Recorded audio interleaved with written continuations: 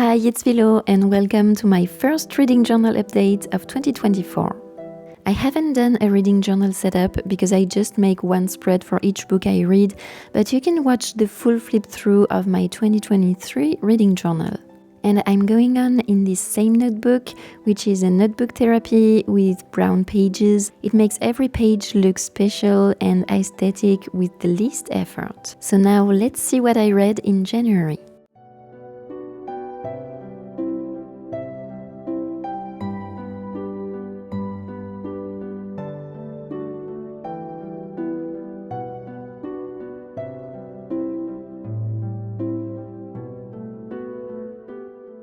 First, I read The Girl in the Tower by Catherine Arden. It's the second volume in the Winter Night trilogy after The Bear and the Nightingale, which I gave 5 stars last year.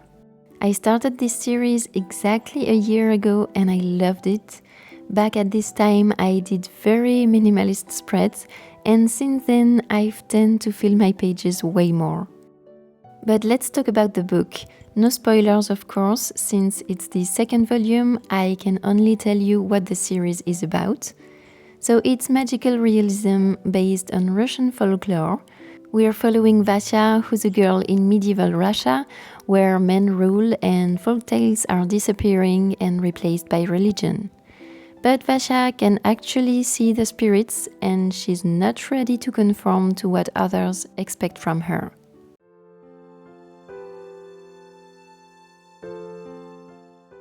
So volume 1 ends with a good enough closure, so you don't have to keep reading the whole series if you don't want to or you want to read it long after.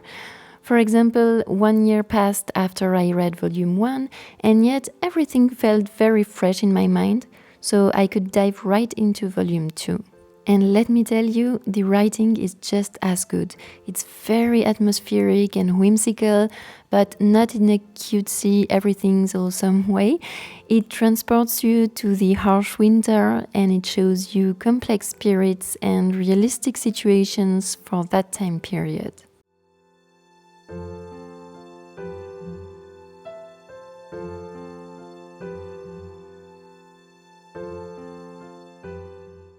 I enjoyed that the second volume is in the same atmosphere and with the same writing style, but it's different. You keep following Vasha, but with characters that went away temporarily in the first one, and the challenges are different. There's more political intrigue and more action. There's also some unexpected character development I really liked. Just like in the first volume, you get glimpses of historical context while you're totally immersed in the story, and even some Russian words popping here and there in a way that doesn't interrupt the reading but really participates in creating the magic. I still have to read the third part, but it's becoming one of my favorite stories of all time, and I kind of don't want it to end at this point, but I don't want to wait another year to read it either. And now talking about this spread, I've used papers, this big sticker, and the pinecone stamp from Journalsay, and more stamps from the Our Stories collection by Notebook Therapy, that is back in stock, by the way. My reading journal is so chunky at this point. I've been struggling with the stamps, as you could see.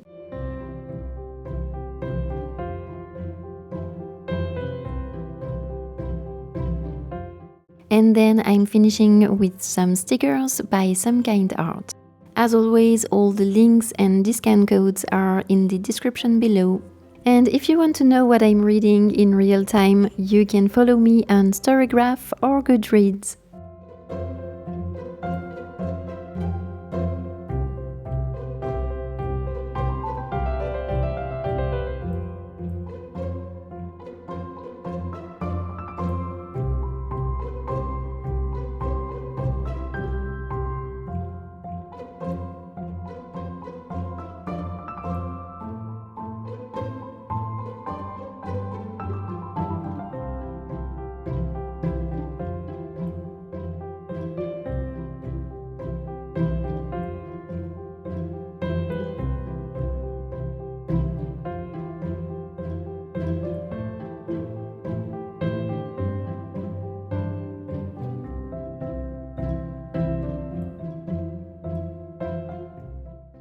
Next I read A Darker Shade of Magic by V.E. Schwab. Everybody seemed to have read this trilogy and I decided to give it a try since it looked like everybody who's been reading it read all 3 volumes and is also liking the new spin-off series, which is called Threads of Magic. So it's a fantasy with a super original and interesting concept. You have Kel, who's a magician, traveling through 4 different Londons in 4 parallel worlds with different levels of magic, and the power is in the hands of better and worse kings. Kel is also a bit of a smuggler on the side, and his adventures eventually lead him to meet Lila Bard, a thief dreaming about a better life. So we follow both POVs. And how do I put that? I didn't like it. There's nothing very wrong with it. It's not bad, not my thing either. I found the execution pretty generic and predictable, and I didn't really care for the characters, which I don't know how that evolves through the trilogy, but here they read very YA.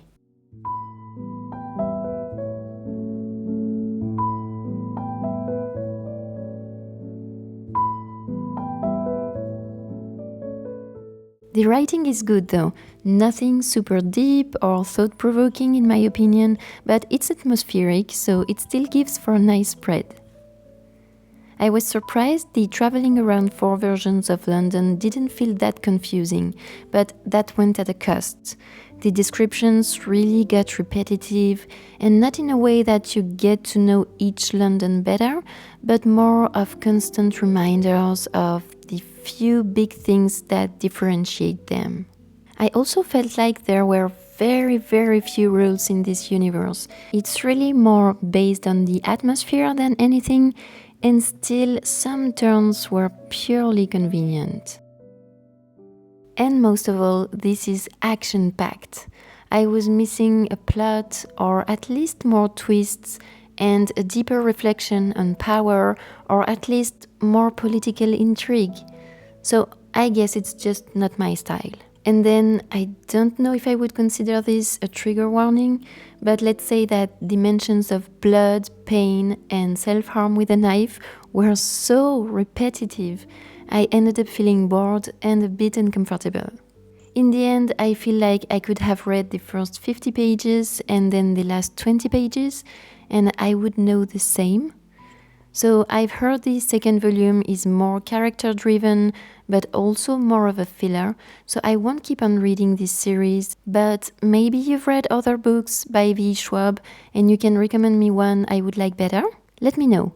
I've heard of The Invisible Life of Addie LaRue, which sounds along the lines of Interview with a Vampire, maybe? But I've also heard it's very slow in the middle. Or maybe Gallant, which is another series of her. Is it more plot-heavy and less action and more twists than descriptions?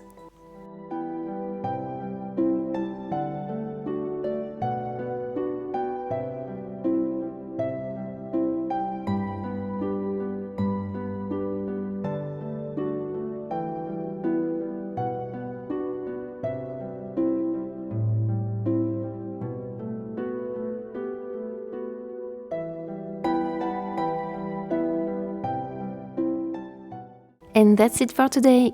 Let me know what you're reading and share your recommendations or leave me this emoji. If you enjoyed my reviews or my spreads, leave me a like and consider subscribing. I got books for Christmas that I can't wait to read, so I'll see you in the next one. And until then, enjoy reading!